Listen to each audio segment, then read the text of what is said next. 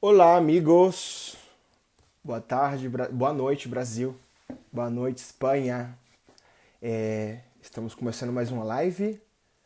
Olá, Jonatas, Thiago. Boa noite, pessoal. Oi, Vanessa, Denis. Oi, galerinha, tudo bem com vocês? Como é que vocês estão? Tudo bem mesmo? Tá tudo bem com essa situação do Covid? Como é que tá? Difícil, né? Bruno, meu amigo irmão, e meu irmão de fato, Suedney, entrando na live aqui.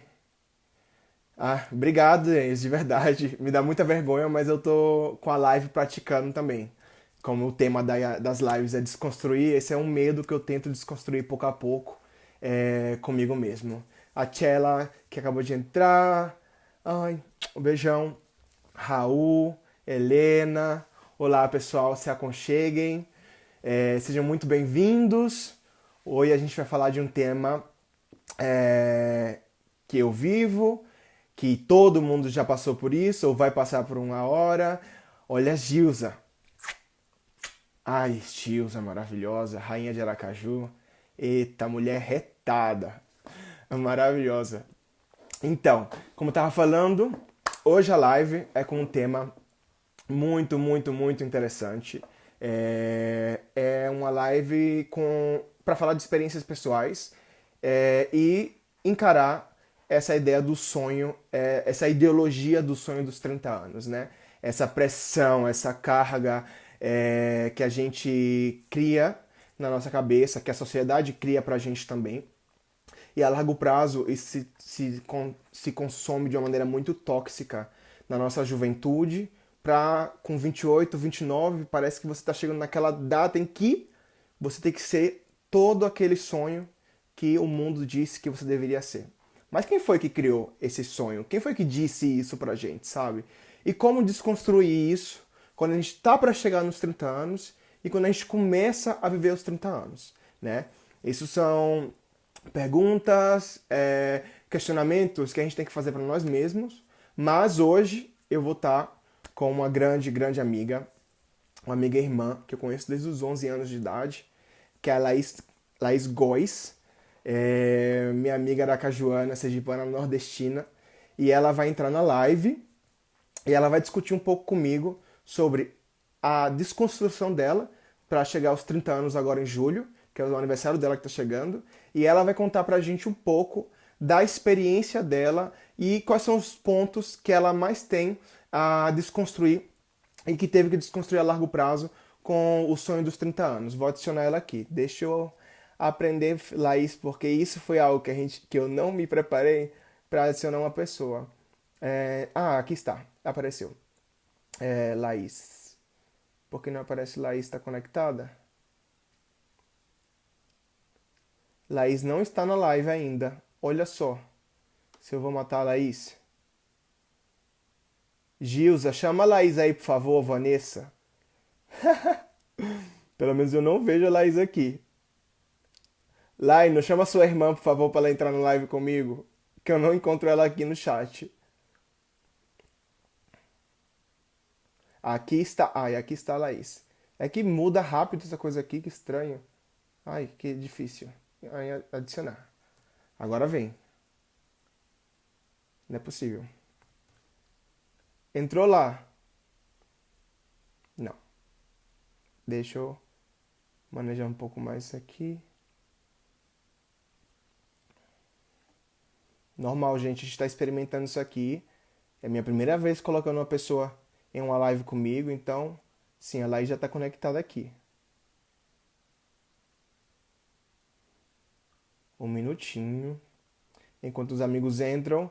Só para explicar para quem está chegando agora que eu estou adicionando a Laís, que é minha amiga, que ela vai entrar no chat comigo. E vai falar um pouco sobre o tema da desconstrução dos 30 anos. Agora eu acho que esperando a da Costa Laís, agora vai. A gente está aqui conectando. Oh, yeah! A gente não ensaiou. Essa parte não foi preparada, mas não tem problema, consumiu um minutinho. Ai, que bom te Oi, ver, meu Chan. Deus, que bom. Ai, como é que você tá? Eu tô bem, e você? Como é que tá? Tô bem, mas literalmente, fala pra mim, como é que você tá agora, assim, nesse momento? Como é que você se sente com tudo? A- Agora eu me sinto. Você quer a verdade já? Ah, Ou. mas a live é toda a verdade. A gente não vai esconder nada aqui Tô nessa. bem empolgada com essa live. Acho que é um tema que eu venho já lidando há um bom tempo. E tô feliz que a gente vai tratar dele hoje aqui agora. Você já me apresentou? Não, não apresentei, até porque isso era algo que eu estava pensando em não fazer, porque eu não quero te definir. Você é uma mulher que, com tantas experiências e com, digamos, um currículo tão vasto que, para eu estar falando de você, eu prefiro que você me fale e fale para todo mundo aqui quem é Laís e quem é a Laís de 2020, de junho de 2020, com tudo que o mundo está passando. Fala para a galera quem é você. Olá, pessoal, boa noite. Eu sou Laís, aracajuana, nordestina, magra, hétero, independente, casada com um boy maravilhoso, com 2 filhos, e indo embora para o Canadá em breve. É, Antes dos 30, né? sim, antes dos 30, que ainda completa os 30 agora em julho. Então você tem tempo ainda de estar no Canadá com os Construir, 30. construir mais coisas ainda, né? Já não basta estar independente, magra, poliglota, Não, casada. isso é o básico, né, digamos. Isso é o mínimo que nós, seres humanos jovens, temos que Com construir até 30 os anos 30. temos que. Só que não, né? Exato. Essa era a minha construção, né, do que eu esperava com 30 anos. Realmente acreditava que seria algo por aí. Então, a Laís de 2020, de junho de 2020, é uma Laís quarentener em Curitiba, aracajuana, asmática, ansiosa, sobrevivente, esperando aula da Federal voltar. E é isso, escritora, né? Virei escritora na quarentena por motivos de sobrevivência, né? Não, não só por sobrevivência, como também você tem um talento nato de escrever e de retratar cenas do seu cotidiano de uma maneira muito clara, que quando eu começo a ler, eu começo a escutar sua voz, até porque eu tenho essa sua voz aqui no meu imaginário, e é algo que é muito bonito de você. Então, além de uma grande cientista e estudiosa, você também é uma grande literária, escritora aí, que você desenvolve a cada ano que passa. Namastê. A Namastê. gente frequentou a mesma escola, né? A mesma Exato. paixão por escrever e ler. Verdade, eu escrevia também bastante. Parei um pouco, mas é algo que eu vou retomar um momento. Que bom, Enfim, Sam. que bom. Obrigado, viu? Obrigado por participar nessa ideia, nesse projeto. É bastante formal, como já tinha falado com você antes e também venho falando aqui. É um bate-papo sobre temas que eu vejo que são é, re- relevantes para o meu grupo de amigos e também para esse momento do Covid, em que a gente quer falar, a gente quer ser ouvido também, sabe? E discutir coisas que a gente acredita que deveria ser discutido para criar novas ideias ou dar oportunidade para pessoas que não são escutadas e para que as pessoas se identifiquem, né? Eu acho que é algo que é bacana fazer as pessoas se identificarem. O que você pensa sobre isso? Sim, a gente tem o mesmo círculo de amizade há anos, né? Há mais de década. E outros círculos. E acho que esse tema ele está muito em voga, né? Sim, A gente vem passando por desconstruções sociais que a gente, no primeiro momento, acha que não atinge a gente, mas atinge profundamente, né? E a gente vê nos nossos sonhos, né?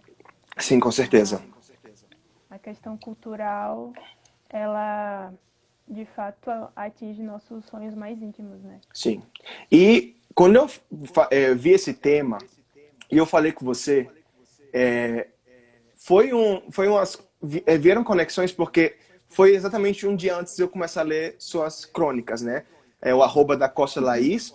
Agora a Laís está escrevendo crônicas muito bonitas, pessoais e reais, assim. E Laís escreveu duas crônicas que eu gostei muito e que a gente vai trazer como ponto de debate aqui para esse chat, esse bate-papo que a gente está fazendo ao vivo com os amigos. Então, Laís, eu vou ler a primeira crônica, tá? Pra gente Vamos lá. dar o primeiro pontapé. São duas crônicas, são dois temas diferentes que se conectam, desconectam, mas que eu vou ler as duas crônicas. Bom, vamos lá.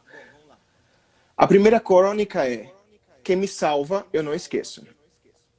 Sala de espera de consultório psiquiátrico é sempre uma aventura enriquecedora. Recomendo. A minha primeira vez, com 22 anos, foi no Centro Médico Luiz Cunha, em Aracaju. Nesse dia, não teve uma longa espera, pois fui rapidamente chamada. Na consulta, já cheguei exausta. Não conseguia ouvir muitas coisas que a médica falava. Só existia o barulho do coração pulsando acelerado no peito. Essa consulta durou mais de uma hora entre testes e perguntas exaustivas e repetitivas. Mas o final dessa consulta foi também... Não, é que está tão pequenininha a letra aqui, desculpa. Mas o final dessa consulta foi também o final de quase um ano entre pilhas de exames, neurologistas, psicólogas e eletroencefalogramas. Jamais esquecerei aquelas palavras de Tati, minha primeira psiquiatra. Sim, Laís, seus padrões e erros repetitivos e seu hiperfoco são parte de um diagnóstico que acabo de fechar. Se chama transtorno de déficit de atenção com hiperatividade.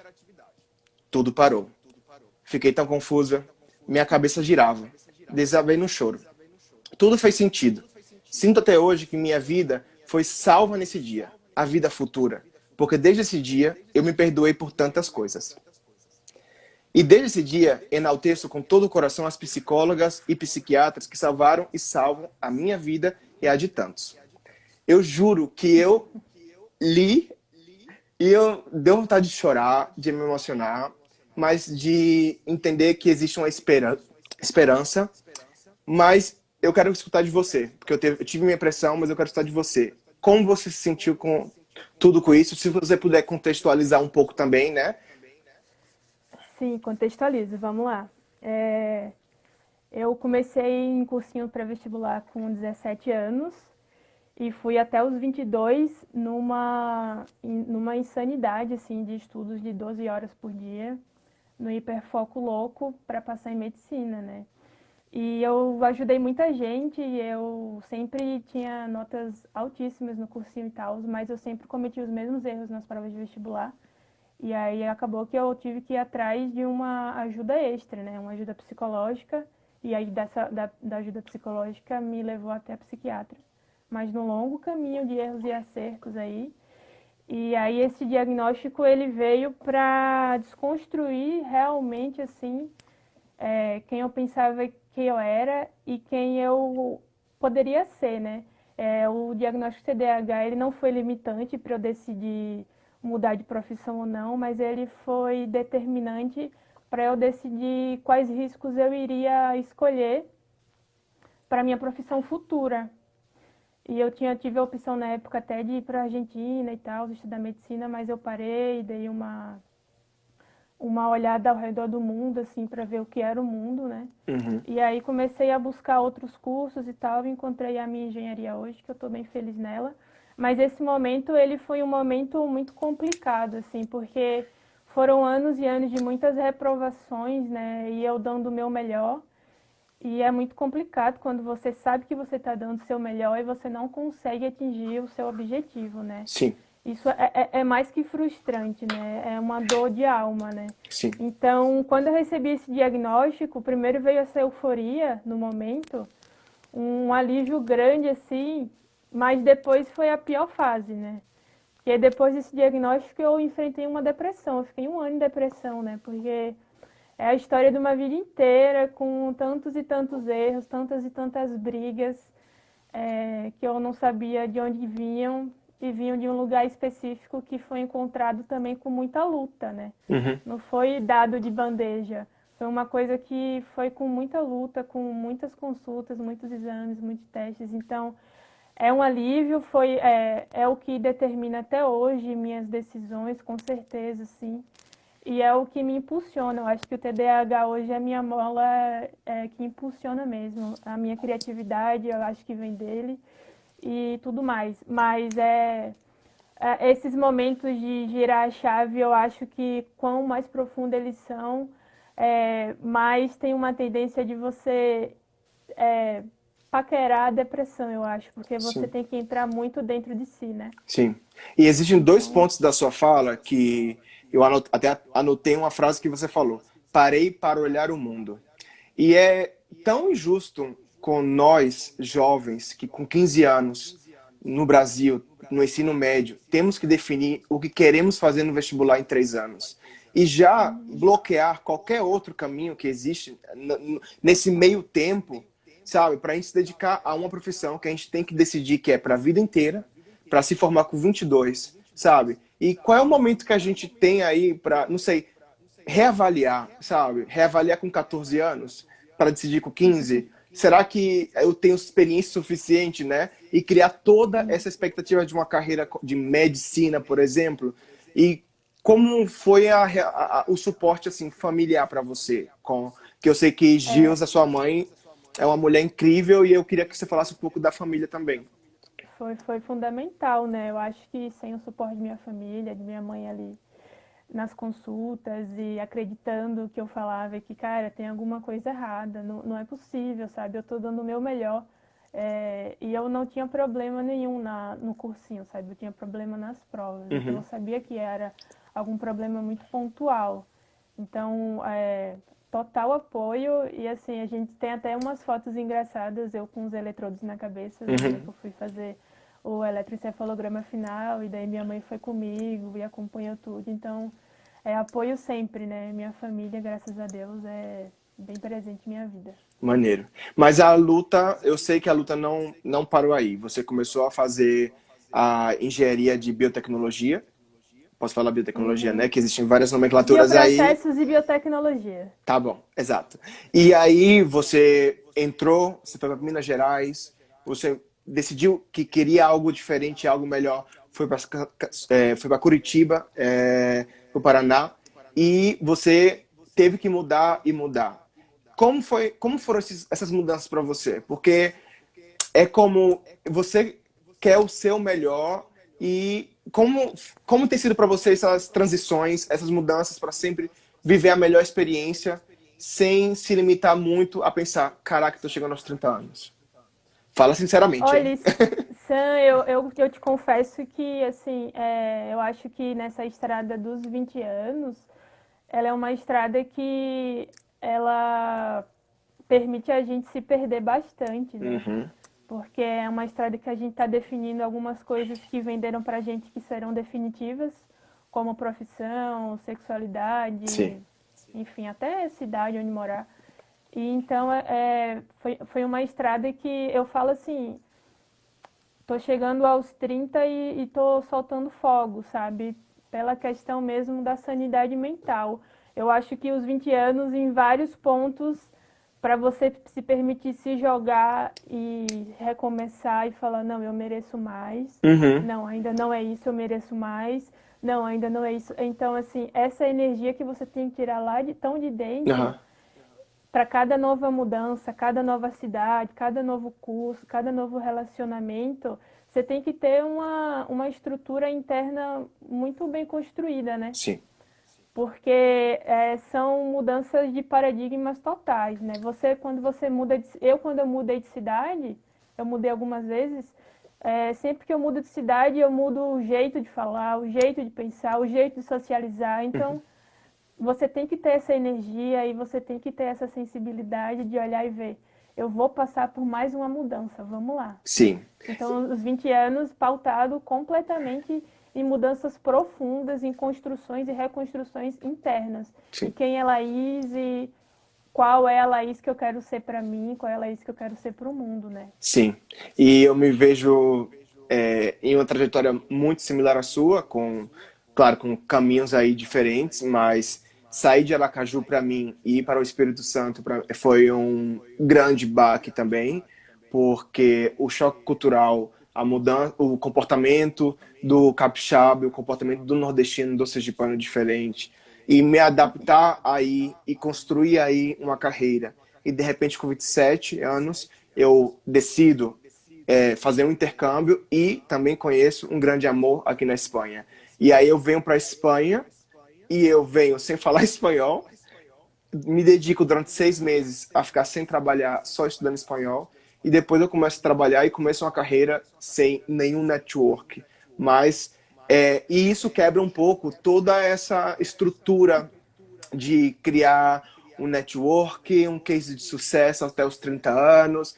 porque de repente o mundo às vezes te fala bem assim, oiê, não é bem assim, sabe? Tipo, agora vamos mudar um pouco, talvez você vai mudar a trajetória do seu caminho por razão de uma pessoa ou por razão de você escolher algo que é melhor para você mesmo, né? Sim. Mas o que mais me doeu, e eu te falo pessoalmente, né? É que me afetou bastante chegar aos 30 anos e me perguntar, e se eu estivesse no Brasil, será que eu teria mais sucesso? Porque ainda que eu não queira pensar, essas são perguntas que vêm à tona por toda essa contaminação de rede social, LinkedIn, que se Sim. mostram pessoas super profissionais e tudo mais, sabe? Então, para mim me afetou muito. Só que aí eu tive que dar É, um giro um pouco, né? no quesito profissional, eu acho que até mais do que nos outros, né? No quesito profissional, quando você se desloca geograficamente de uma coisa, de um lugar para o outro, é, é dos desafios, acho que o maior, né? Porque a questão pessoal e familiar, você só fica distante, né? Mas ela não muda, a configuração é a mesma. Uhum. Mas quando você muda, que quando você sai da sua roda profissional, sai do seu network para construir um novo, eu acho que é isso que segura muita gente em muitos lugares, né? Sim, sim. Então, Esse é um tema realmente, que eu vou trazer também nas perguntas. Eu não vou nem explorar tanto agora, porque eu sei que tem uma pergunta de uma pessoa sobre isso. E eu vou tentar trazer com mais profundidade na pergunta, para a gente conseguir dar o time de falar dos dois temas que a gente certo. quer. Mas, só fechando, essa foi o primeiro ponto, né, que eu queria falar com a Laís, que foi uma coisa que me conectou muito, que foi o déficit de atenção, né, e essa transição do sonho da medicina e se redescobrir novamente e começar uma nova jornada e se autoconhecer, porque o autoconhecimento é todo dia. Isso. É essa. Eu falo que o diagnóstico do TDAH, ele teve que matar uma Laís para fazer nascer uma nova, né? Sim, Então foi a minha primeira grande desconstrução mesmo, assim. sim. E você está de E parabéns, porque você, para mim, é uma amiga com uma bravura e um talento obrigada. de verdade que eu só tenho aplausos para te oferecer e um abraço muito carinhoso quando a gente pudesse abraçar depois que Te passar digo tudo isso do mesmo. coronavírus. Te digo mesmo. Vou começar o segundo ponto, tá? A segunda Tá. crônica que traz o tópico do segundo momento do Desconstruindo o Sonho dos 30 anos. É, se chama Minha Estética, a Liberdade. Nas reuniões de grupos semanais. Oi, eu sou Laís, tenho 8 anos e vim acompanhar minha mãe e aprender a me alimentar melhor. Oi, eu sou Laís, tenho 17 anos e sou viciada em doce. Oi, eu sou Laís, tenho 20 anos e muitos aqui já me conhecem. Com 22 anos, finalmente realizei um sonho grande. Caminhar na praia de biquíni de mão dadas, apaixonada. Com 29 anos, graças ao consumo de muito conteúdo body positive, Xanda, Tá Querida, Jut Jut e Cia, me permitiu o impensável. Topless na praia. Claro, à noite. E com o irmão do lado ainda dizendo, solta esses cabelos!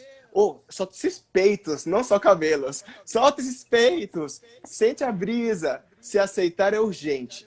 É felicidade. Laís, o que você tem para me falar sobre isso? Porque juro que esse finalzinho, como eu já tive na praia com você, madrugadas em Aracaju com o Laino e Vanessa, esse finalzinho eu super imaginei você e Laino na praia e ele falando essas coisas para você e toda a vibe libertadora. E o melhor, ele tirando fotos sem eu ver. Quando eu olho pro lado, ele tá tirando fotos. É artístico, liberdade artística do Laino, que é muito artista, por sinal. Essa é outra desconstrução, né? Me imaginava com 30 anos magra, bronzeada e definida. E acho que é uma aceitação do corpo mesmo, né? A gente tem que buscar saúde mesmo. Uhum. E os corpos, eles têm formas diferentes. Não adianta a gente tentar impor esse padrão que a gente construiu também por capa de revista e tudo. Então, esse texto fala especificamente dos 22 anos ali do início do namoro com Vanessa, né? Uhum. Que foi uma fase também bem bonita, assim, da minha vida e que vai muito, na verdade, essa sensação que eu descrevo, ela vai até contra o que eu hoje leio do feminismo, né? Que o feminismo, ele luta muito contra toda a questão da mulher precisar ser validada por um homem, precisar ser validada por um relacionamento, né? E o que eu senti quando eu me apaixonei por Vanessa e senti pela primeira vez, de fato, um grande amor de volta, assim, a relação com o meu corpo mudou completamente. E aí eu espero que as próximas gerações não precisem de um amor para ter uma relação renovada com o seu corpo, porque eu, de fato, sou mais uma entre tantas mulheres que precisou ser validada romanticamente, sexualmente, para poder me achar, de fato, uau, meu corpo também é incrível, sabe? Uhum. Então, é um texto que não está explícito, não falo sobre isso nele, mas esse o que se passa, né? Sim, sim. 22 anos andando na praia de biquíni de mão dadas com Vanessa, e isso eu jamais faria antes. Então, assim, a validação veio. E não foi minha, e não foi por mim, foi exterior. E eu acho muito importante a bandeira do feminismo hoje lutar para que as mulheres se validem sem precisar de ninguém mais. Mas o meu corpo e a minha aceitação com o meu corpo, ela veio por um amor externo primeiro. Sim, que bonito. Ah, não, que bonito que passou por esse processo, mas que pena ainda que tantas outras meninas esperam por uma validação para começar a ter esse clique na mudança do pensamento da aceitação. Porque, como você fala no final, se aceitar é urgente a felicidade, sabe? E é muito Uhum. difícil. Eu lembro que eu tenho duas coisinhas para compartilhar sobre esse tema. Tenho várias, na verdade, mas eu vou me limitar a duas. Que a primeira é sobre quando eu trabalhava com cerveja, né? No Brasil eu trabalhava com cerveja artesanal, na Wine, e a gente discutia muito como a publicidade de cerveja era sempre a mulher de biquíni, bronzeadíssima, um corpo sarado, servindo a cerveja ao homem, né? Então a mulher, ela é representada como um produto, ela não é uma consumidora. E isso se retrata em diversos momentos nas capas de revistas. E eu que não sou mulher, eu fico imaginando como deve ser para uma mulher ter que estar sendo comparada a essa imagem quase impossível, porque numa vida cotidiana, vamos dizer que um Uhum. ser humano normal que trabalha, não que normal, um ser humano que trabalha, tem a casa para cuidar e todos os afazeres, para chegar a ter um corpo desse, desculpa, é impossível, sabe? E para mim dizer que é só uma maneira de criar um desejo. Não, isso é Não. muito mais além. Sim, né? Tem estudos e estudos, né? Crianças, meninas com 7, 8 anos com problemas já com o próprio corpo. Então, vender essa imagem da mulher, ainda mais essa imagem da mulher que não bebe, porque bebemos sim, né? Sim, com E, certeza. subserviente ao homem que bebe é passado, né? Total, total passado. E o segundo também que eu ia falar, não, o segundo eu tenho um terceiro também. O segundo que eu ia falar é sobre esse lance do body positive e da gordofobia, né? Que recentemente o Porta Uhum. dos Fundos publicou um vídeo sobre o Covid e aí ele retratou a pessoa, o personagem principal era um homem gordo, que nesse contexto ele era um cara desleixado, que só comia porcaria, e ele insinuava que tinha muita merda dentro do corpo e que ele nunca conseguiria pegar Covid porque já tinha tanta merda no corpo dele que não ia ter espaço para o coronavírus, né? A gordofobia clássica, né? Né? E aí o Fábio Pochá, que é uma pessoa que eu admiro muito, ele foi humildemente em uma live falar com uma pessoa que questionou o teor do vídeo e a personificação dessa pessoa lixo que está aí, Uhum. tão lixo que o coronavírus não gostaria de entrar, porque questionar por que seria uma pessoa gorda, né? Porque isso já é o retrato do gordo no Brasil. Essa pessoa desleixada, sem saúde, descuidada. E aí se propaga esse estereotipo de que as pessoas gordas não são saudáveis. E não tem nada a ver com saúde, sabe? Tem a Sim, ver. tantos magros e doentes, né? Exato. A anorexia, que é um extremo oposto, que também é preocupante, é um tema muito alarmante também, é que, digamos, é o oposto de um gordo, de uma pessoa mais gorda e seria mais ou menos o oposto, não significa tão pouco que seja uma pessoa é, Doente. com saúde mas é um tema também que se tem que discutir bastante. Me embolei um pouco nesse tema aqui, eu não me expressei bem. Mas, mas o que eu queria dizer é essa associação com as pessoas gordas e o estigma de saúde que ainda se mantém. E eu não sei até que ponto isso é realmente uma preocupação da sociedade em achar que uma pessoa gorda é saúde ou é um preconceito com uma pessoa gorda porque causa algum tipo de repulsa nesse tipo de pessoa. Porque isso para mim é um Ai, preconceito. é uma gordofobia e é um preconceitozão, né? Era uma das minhas metas de 30 anos, sempre foi pesar 75 quilos, né? Assim, é sempre a magreza, buscar a magreza e não a saúde, né? Sim, sim, Então, sim, sim. não se discute saúde, se discute magreza. Se fosse para se discutir saúde, seriam outras pautas, né?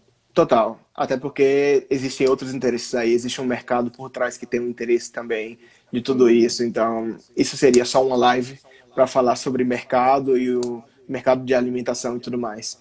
E um terceiro ponto que eu Sim. queria falar também sobre não body positive, mas também como aí eu falo de mim, né? O universo LGBT dos homens, né?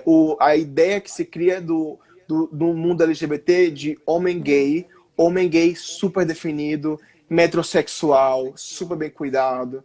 E aí dentro desse nicho, né, a gente discute muito essa exigência que entre nós mesmos a gente cria e critica e aponta, e isso vem também do problema de querer criar essa ideia do macho alfa forte e fisicamente incrível, o que não é tão pouco real, e aí eu acho que faz um balance bastante com a aceitação de quem eu sou e não tentar me representar de acordo com o que as pessoas estão exigindo de mim.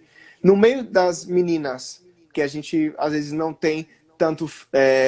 Eu não tenho muita informação do mundo das meninas LGBT. Há esse tipo de discussão? Eu acho que é mais leve, né? Eu acho que é bem mais leve. Eu acompanho, né, de perto o mundo LGBT masculino e acho que chega a ser violento, né? A necessidade do físico padrão, assim. Acho que com as meninas é muito mais. Assim, bom, da minha geração dos 30, né? Não sei essa geração sapatão de 17 anos como é que tá, né? Se tá mais inteligente ou não. Mas da nossa geração, assim, era uma coisa mais leve, mais voltada mesmo à pessoa, acredito, assim. Eu lembro da gente conversando muito sobre óleo, sabe? Nada a ver com esse padrão físico e tal. Agora, é claro que tem as preferências, né? Tem gente que gosta do corpo mais atlético, tem gente que não. Sim, isso é. Mas essa violência que tem no mundo gay e masculino, eu acho que é só nele mesmo, assim. Da nossa geração, não sei, né? Sim.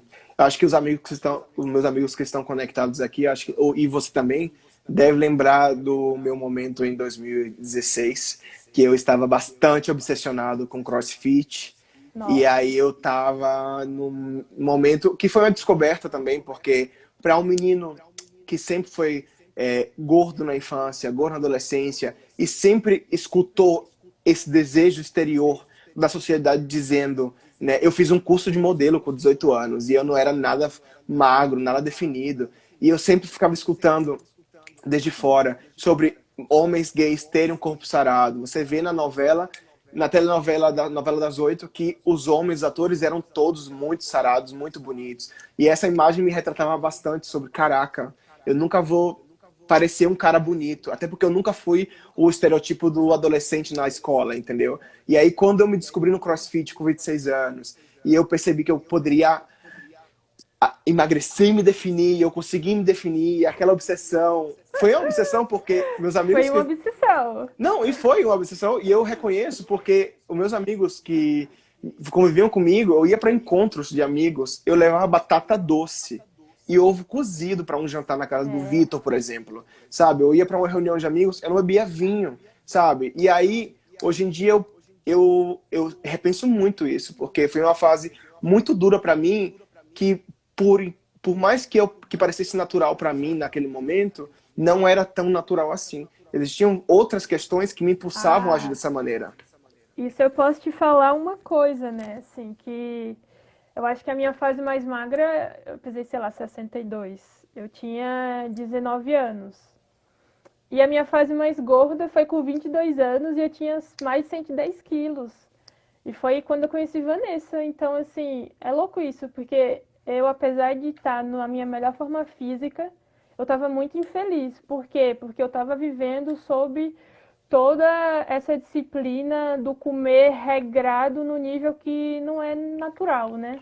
É o regrado que a gente não consegue trazer para o humano. E aí, fazendo o contraponto, quando eu estava mais obesa em minha vida, foi quando de fato eu mais me apaixonei e mais recebi amor, sabe? Sim, E, enfim, sem falar tesão e tudo mais. Então, eu acho que a gente tem que. É quando a gente tá bem, né? Quando a gente sim, tá bem. Não adianta isso de gordo e magro e feio e bonito. A gente tem que se sentir bem. sim. E só para fechar esse tema, e aí eu trago um pouco para a situação do coronavírus agora, que é como muitas pessoas, ainda que façam esporte em casa durante esse confinamento, quantas pessoas agora estão mais preocupadas em saúde mental e não Uhum. estão obcecadas como estavam antes com o corpo.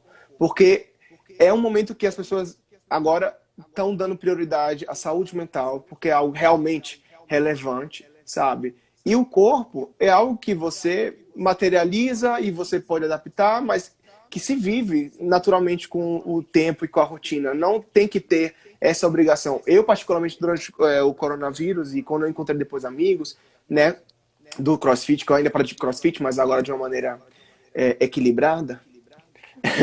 é, a gente falou muito sobre isso, como levar essa coisa estética do corpo de maneira leve, natural, de se Uhum. permitir, sabe? De entender que é só um corpo, sabe? E não colocar tanta pressão nesse posicionamento estético para dentro e nem para fora, sabe? Somente viver e se permitir e manter a saúde, que é o importante. É que a gente transformou tudo em metas, né? E no É final é tudo exato. vida, né? Tem Uhum. que tirar o metas e tem que trazer o vida, eu acho, né? Nossa, totalmente, totalmente. Que frase incrível, porque tudo agora é número de seguidor, é número de likes, é Sim. meta de tudo. Então, Não, não somos blogueiros, somos amigos conversando com amigos, né? exatamente, Então, com é a vida. certeza. Olha só, já são 11h37 aqui na Espanha, a gente tem mais 23 minutos para a live. Vamos começar com as perguntas? Vamos. Tá, eu vou fazer o seguinte, eu vou lendo as perguntas. Eu tinha, só pra galera que tá conectada, eu tinha desativado os comentários aqui, porque senão ia ficar aparecendo na cara da Laís. Eu vou reativar de Obrigada. novo. Eu vou reativar de novo agora os comentários. E aí eu vou começar com a primeira pergunta da Babi, tá, Laís? Aí você começa respondendo enquanto eu olho se alguém mandou algum comentário no chat, tá bom? Poxa, logo é da Babi, né? Vamos lá. Da Babi foi muito, muito boa. Todas as perguntas foram muito complexas e interessantes. Mas como é É, algo. a Fala. gente tava esperando um Yuel Chan, como é que foi? Não veio nada É, leve, né? não sei, sei lá, quando foi a primeira vez que você dançou funk, sabe? Não Nossa, sei. nada assim. Nada Vamos lá. fácil. Leio pra você? Pode ler. Tá bom. A Babi perguntou: como reconhecer nossos sonhos dos 30 de fato? Filtrando, tirando as expectativas da sociedade. Como aprender a diferenciar? Bola pra você, Laís. É, vamos lá. Babi, um beijo. É sempre que fala isso, né? Eu acho que essa parte, o reconhecer, ele passa pelo autoconhecimento, né? Para você conseguir distinguir você de sua casa, você de sua família, você do mundo, autoconhecimento. Aí você vai escolher qual linha do autoconhecimento você vai seguir, né? Eu sugiro sempre terapia, mas tem várias. Então, para você conseguir reconhecer quais são seus sonhos nesses 30 e quais são os sonhos que a sociedade te impôs, é realmente só com muito autoconhecimento, acredito eu, né? Não consigo responder com outra palavra, senão essa palavra-chave. Sim. Da minha perspectiva, além do autoconhecimento, eu falaria se permitir. Acho que com o autoconhecimento você começa a se permitir mais. Existem muitos medos, né? Por exemplo, quando a gente falou de eu sair do Brasil com 27 anos e vir para a Espanha começar do zero e falar, e agora? Quem sou eu na Espanha? Para algumas pessoas, eu entendo que pode ser um perigo, uma aventura financeira muito complicada, mas para as pessoas que conseguem ter o privilégio de se planejar como foi, eu tinha planejado e tudo mais, e tentar começar do zero e se aventurar em um outro país para tentar algo. O Paulo Messa, que é uma pessoa que eu admiro bastante, que entrou aqui na live, é um garoto de Vitória, que estudou letras em inglês com o Bruno, meu amigo, e ele agora chegou em Londres, está morando em Londres, ele foi para fazer um mestrado, e ele, como é maquiava em Vitória, ele agora conseguiu trabalhar na MAC, e tá trabalhando como maquiador de várias pessoas. O Instagram dele é incrível. Então, assim, às vezes a gente dá um Legal. pouco. Parabéns, parabéns. É uma história bem bonita, assim, não sei, de você construir sonhos depois de uma certa idade e se permitindo, porque nunca é tarde para começar algo. Você não precisa chegar com 30 anos com sucesso. Talvez com 30 anos você descubra que você quer fazer outra coisa e vai se permitindo, vai se conhecendo, e eu acho que a largo prazo a gente vai entender o que é a nossa felicidade, que é muito mais também do que trabalho e profissão. Esse trabalho de reconhecer de fato, é autoconhecimento e se permitir. Acho que são dois ingredientes aí para você conseguir distinguir mesmo, né, Babi? Sim. Eu vou agora para outra pergunta. A da Raíssa. Ela fala sobre a. Vamos? Não vai, então vou fazer de outra aqui. Aqui. Sobre a obrigatoriedade de se casar ou constituir uma família até os 30. O que a gente pensa? Eu penso que isso é ilusão mesmo, tá? Eu penso que isso é pura fantasia, não sei quem foi que criou isso. Talvez, brincadeiras à parte, casar e constituir uma família até os 30, talvez isso, em um outro ano, em uma outra época, em um outro momento, poderia ser uma realidade, onde as expectativas, como se fala em português? Expectativa de vida, não a Ai, longevidade. que chique, isso, longevidade. Não, falando sério, tipo, quando você. Longevidade, expectativa de vida. Vida era muito menor do que é agora, né? E eu tava até, quando eu vi essa pergunta, eu tava até pensando como o cenário, por exemplo, aqui na Europa é muito diferente. Aqui, muitos jovens terminam a graduação aos 22, né? Raíssa tá aqui mandando um coração. Um beijo, Raíssa. Termina a graduação com 22, viaja para outro país para estudar um mestrado com o programa Erasmus, que tem aqui na Europa, e aí continua estudando, se descobrindo culturalmente, aprendendo outros idiomas, e com 28, 27, começa a trabalhar. Muitas vezes, o mestrado das pessoas é diferente da graduação. Um grande exemplo é Hermínio. Hermínio, ele é tradutor espanhol, ele estudou tradução de espanhol, francês, morou na França durante muito tempo, em Paris, mas ele fez um mestrado depois de comércio exterior. Espero que seja isso, mas era de comércio. Era de comércio, porque atualmente ele trabalha com isso, ele trabalha como gerente de equipe de comercial de moda.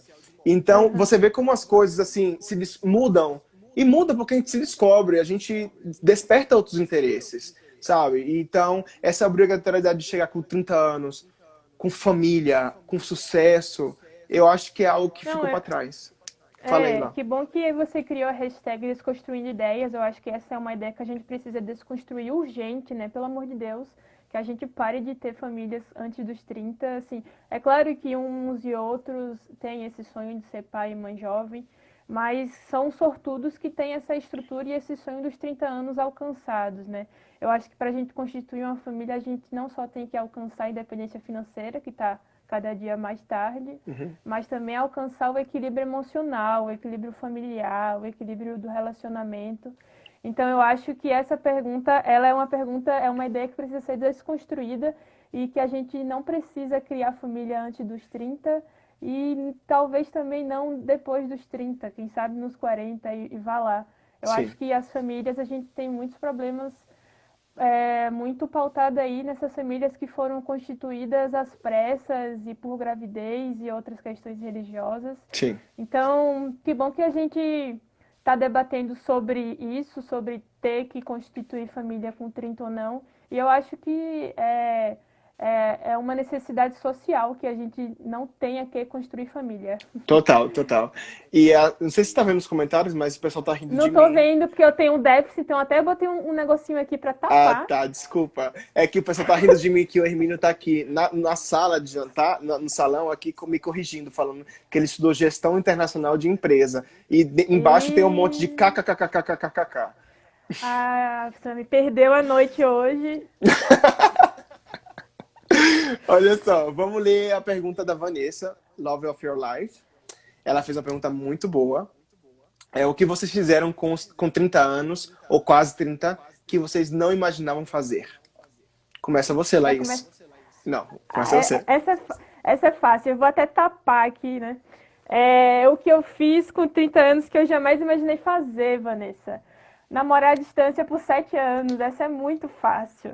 Se me perguntar, se me perguntassem anos atrás uma coisa que eu jamais imaginaria fazer, com certeza seria isso.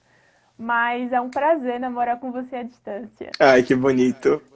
Eu também, eu também nunca me imaginei vindo para outro país por uma pessoa e unir isso com o meu interesse de morar em aprender outro espanhol, outro idioma e tudo mais, e ter conhecido o Hermínio e falar, não, vou começar uma nova vida aqui, começar do zero. Sim, Foi algo que nunca imaginei, porque você é muito franco. No meu pensamento, eu não queria começar do zero minha carreira. Né? Eu sempre pensei, não, eu sim. estou construindo algo super maneiro aqui, vou para São Paulo todo tempo, vou para a Nossa, e universidade e você tal. trabalhou tanto, né? Quem Exato, acompanhou sua trajetória foi muito na prática, né? exato. Mas aí, de repente, o mundo te mostra coisas que te mostra significado de felicidade de maneiras diferentes. E aí você Sim. muda o prisma da felicidade para algo que realmente importa naquele momento para você. E o que vem é fruto de amor e de felicidade, de companheirismo Sim, e tudo mais, com verdade. certeza. Outra pergunta do seu querido artista irmão, Laino. Um beijo, Laino. Muito tempo que eu não vejo Laino Beijo. também. Desde que eu fui. Não, muito não. Faz 2 anos porque eu fui em Aracaju. E eu vi vocês dois lá. Ele falou: como você define até agora a vivência dos 30 anos para vocês? Estão contentes? Eu vou falar rapidinho, tá? Que essa minha resposta é: eu tô super contente. Eu tô muito contente porque eu entendo que todo dia é um dia novo para empreender algo novo. Então, qualquer coisa que venha de ruim ou positivo ou bom para mim, mesmo que eu fique muito triste ou depressivo, eu sempre, honestamente falando para vocês, eu honestamente sempre tento ver o aprendizado, a lição disso para mim. Então, para mim, aprender é positivo e todo dia para mim é um bom dia para aprender. Então, é essa a minha resposta. É isso aí. É, como que é o termo que Laine usou? Contente, né? Contente sim, satisfeita não. Insatisfeita ao cubo, Uhum. mas contente sim, na verdade, acho que até já respondi essa pergunta um pouco antes, que é a sensação de alívio. Alívio por entrar nos 30 com sanidade mental, porque Sim, eu acho que os 20 ele é muito pesado, eu sim, acho que há muitas crises devido à imaturidade, a gente lida com questões muito complexas, né? Toda essa questão que a gente vem falando aqui, família, sexualidade, profissão, estudo. Então, sim, muito contente, estou muito feliz de estar saindo dos 20 anos e de estar entrando nos 30 anos consciente, sabe? sim. E sã. Que lindo. Olha só, outra pergunta fácil, fácil não, rápida, né? Do Keifer, meu amigo Keifer de Vitória. Um beijo. Vila Velha, desculpa, Vitória não. Jovem para ser velho ou velho para ser jovem? Eu diria que é jovem para ser velho, porque sendo jovem a gente sofre muita pressão de gente como se tivesse que estar lá na frente. E eu acho que essa frase é jovem para ser velho. Tipo, não, o jovem tem que ser jovem, viver essa fase para entender e se construir e a largo prazo fazer escolhas diferentes e crescer, evoluir. Na verdade, crescer e evoluir é todo dia, desde os 20, desde os 10, desde os 5 anos de idade. Mas eu acho que o mundo prepara a gente do jovem para ser velho, em vez de deixar o jovem ser jovem. Não, é jovem, jovem demais, demais, demais para ser velha. A gente só está começando e toda essa construção do que seria os 30, ela tem mesmo que ser desmistificada para que muitas ansiedades sejam desconstruídas e que a gente consiga viver a vida e construir os sonhos que a gente começou nos 20 e eles fazem sentido ainda da gente seguir construindo ou inovar mesmo e criar novos sonhos nos 30 mesmo, porque é só o início, tenho certeza, assim. Sim, Numa vida com saúde, enfim, né? que é importante. E vamos para a última pergunta, que faltam 10 minutos para a nossa live terminar mais ou menos. Se der tempo, a gente faz outra. Mas a Luísa Medeiros perguntou, Luísa, a irmã da Sinara, também de Vila Velha, do Espírito Santo, perguntou como lidar com o fracasso de uma vida encaminhada antes do 30 e depois perdê-la. Eu acho que é redefinir, né? É óbvio falar assim, mas a redefinição ela é árdua, né? Então, redefinir o que foi o sucesso, redefinir o que é fracasso, redefinir o que é perda. De fato, e são redefinições difíceis, né? Porque a gente vem sempre com referencial, então você precisa correr atrás de outros referenciais para você redefinir se de fato foi uma perda. E se foi uma perda, aceitar ela e seguir com outras novas definições. Né? Sim. A Andréa Martins, que é minha vizinha de Aracaju, ela está falando aqui, ressignificar. E eu ressignificaria essa frase, porque existem duas palavras aqui, que eu até falei com a Luísa depois, sobre a palavra fracasso, ela para mim não existe, eu tento trabalhar ela bastante, porque ela não existe, porque toda caída é um aprendizado. E é como eu estava falando antes para você, que eu tenho que trabalhar em mim também. Não é algo que eu tô aqui, tipo, um exemplo perfeito de como significar a vida e eu tô super preparado para o mundo. Não, é um exercício diário que eu também faço. Então, fracasso não existe. Existem dias que você faz algo extraordinariamente bem e outros dias que você pode falhar, se permitir falhar e aprender com esse falho e bola para frente para o próximo dia. E uma vida encaminhada, a vida é um caminho. Nenhuma vida está encaminhada com 25, com 35, sabe? É que deve ser desculpa, Sam, deve ser pela ótica profissional, né, que se vê, né? E aí você resume a vida só numa janela, né? Exato. Não, né? Exato. Não façamos isso com nós mesmos. Né? Vamos nos permitir entender que a vida é uma caminhada, é uma trajetória. E não para... A idade laboral, como a gente falou um pouquinho mais cedo, a idade laboral ela está sendo cada vez mais tardia mesmo. Então a gente tem que entender isso, tem que entender a transição que o Brasil vive, né? A gente está meio que se igualando aí à Europa, nessa questão de idade, de faixa etária. Então acho que a gente tem que entender isso também, né? A idade laboral ela está sendo mais tardia, como você falou, a questão dos estágios, do pessoal se formando mais tarde aí na Europa, está acontecendo, acredito eu, aqui no Brasil. A gente tem que entender isso e tem que pegar o bonde e seguir com paz, né? Sim. É difícil, mas é o que a gente precisa fazer, eu acho, porque a gente estava falando, a gente desconstrói tantos conceitos, mas no fim das contas não desconstrói a pressão que a cobrança, né? A autocobrança. Sim. Você desconstrói tudo, fica tudo muito bonito, mas você continua com essa autocobrança. Tem que desconstruir ela também, senão não adianta, né? Exato.